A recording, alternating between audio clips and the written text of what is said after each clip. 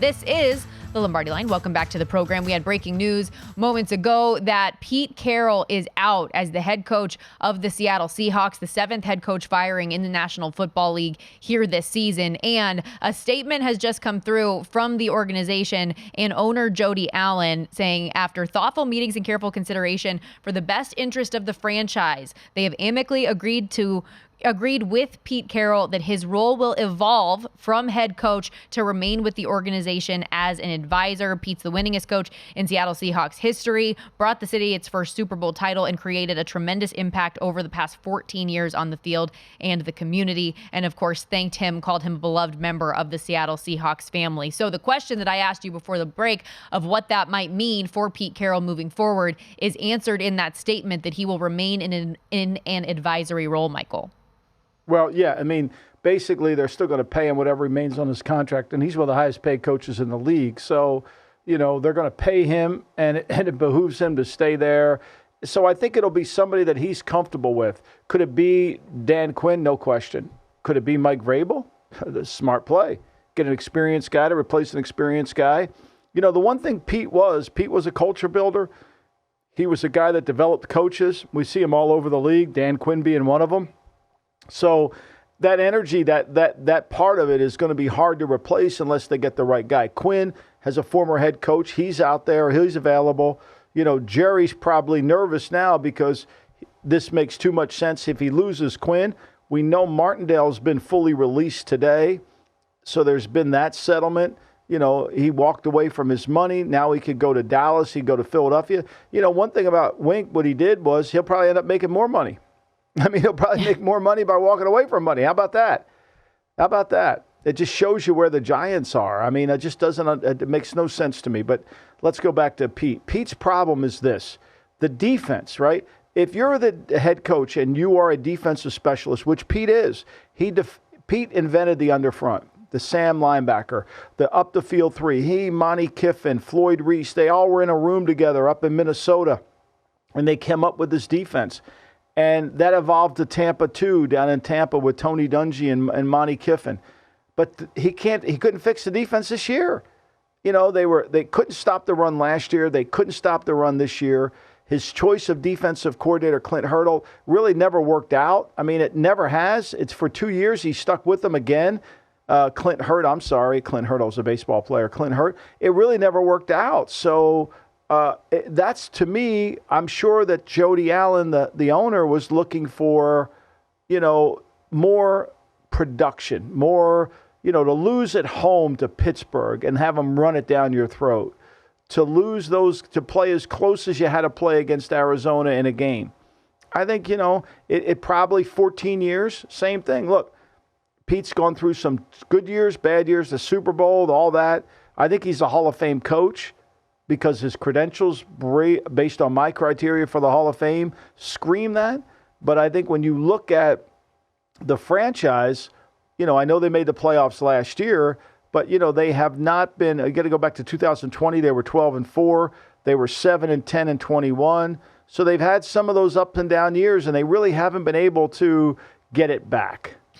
Since Pete Carroll was named the head coach of the Seahawks in 2010, 137, 89, and 1 his record as a head coach, and tied for the 6th most wins in the NFL in that span. For him, though, Michael, what you referenced in our last segment with him making the announcement earlier this week that he wasn't done, that he didn't want to retire. If you're Pete Carroll, how are you feeling right now that this is the decision that was made by the organization? Well, I think Pete's a loyalist to the company. 14 years there. He's got a lot of money at stake. I think probably it's not something, nobody ever wants to leave, but maybe sometimes leaving might be the best thing, right?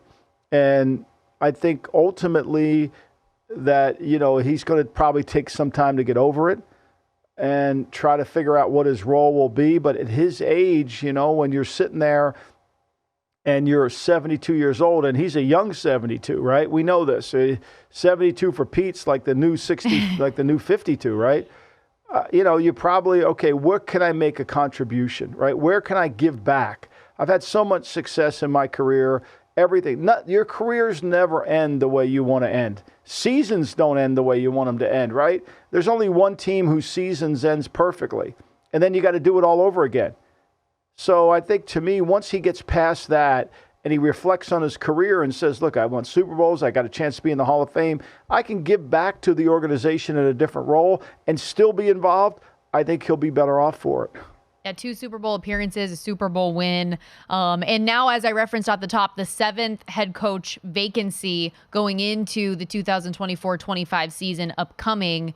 As you look at some of these... So we're at 7 now, right? Yep, we're at 7? We're at 7. So and we still don't know about New England. We don't know what's going on in New England. True. As you look at those openings, though, Michael, which do you think is the most attractive, and who out there is the most attractive head coach candidate? As of right now, the most attractive candidate's Vrabel, by far. Seattle's a really good job. John Snyder is an outstanding personnel guy, does a great job. And they have an owner that's willing to pay money. They've got a great stadium. They got great facilities. So that's a great job. I know you got to play against the 49ers and you got to play against the Rams, but that's a great job. I think Atlanta has a chance to be a great job. You don't have a quarterback. But look, jobs don't open because they have quarterbacks. It's rare that a job opens like the Chargers with a quarterback. So I think ultimately, those two come to mind. Carolina, what you want to avoid is the civil wars going on within the building, right? You don't want to go somewhere like Carolina, which has a lot of people talking to the owner. You don't want Washington. I don't know how this is all going to play out, but it seems like a lot of people are involved. We'll see how this all works out and how he sets up the organization, where that goes. But I think what you want to be able to do is understand the role and be able to build your culture. The Raiders, they seem like they're going to go with Pierce. I don't think the Harbaugh thing means anything there. I think ultimately the Chargers is a good job because of the quarterback, but are they willing to give you the things you need to get it done? I think those are hard things. Every job, there's no perfect job out there, just like there's no perfect player. You make the job perfect, but you need at least certain things to make it perfect. Where would be the perfect landing spot in your brain for Vrabel? Because we talk about the unknowns about New England. You bring him up in the possibilities as a placeholder in Seattle, although probably Dan Quinn you like maybe a little bit more with his connections to the organization. Where do you think would be the best landing spot for Vrabel? Why is it so hard for me to say his name? I know my last name has a bajillion letters, and that's a challenge, but Vrabel, for me, I'm just struggling today. Well, I think there's no question Seattle's the best job because the owner and Snyder, they got stability in the front office and they got a really good owner. When you have that, and Snyder's not a guy, you don't see Snyder trying to get credit for, he plays his role perfectly. And I think that would really do well for Vrabel. Same thing with Quinn. I mean, they both have experience as head coaches.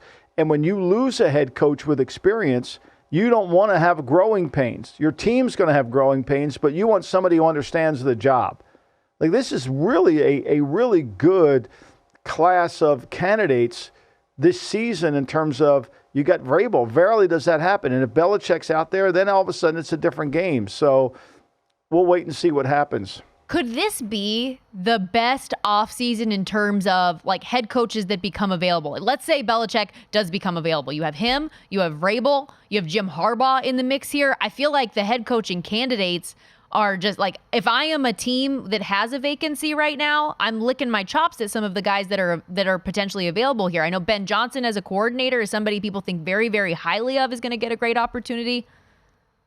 But there's very few that are head coaches. See, this is the difference. You could get a play caller. Rand Carthon might get a play caller. But all the things that Vrabel does as a strategist and a tactician are going to be hard to replace with a new coach. It's going to be really hard with a young coach. It's going to be overwhelming. Look, I think Shane Steichen did a great job for the Colts, but he was horrible in game management. He cost him 2 games.